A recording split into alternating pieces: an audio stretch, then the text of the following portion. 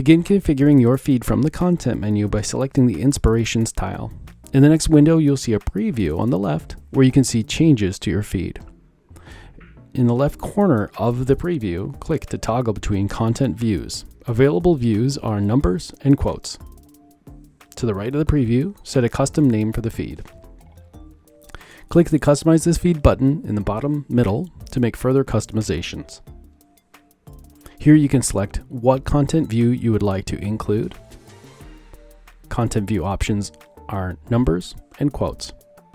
And set the delivery method. Available delivery methods are HTML, media RSS, direct URL, JSON, and XML data. Click the Create Feed button to create your Inspirations feed. This feed is included in the Everything plan. Learn more about subscriptions and the Everything plan at screenfeed.com/pricing or click on the video. Did you know that ScreenFeed is more than just ready-made feeds?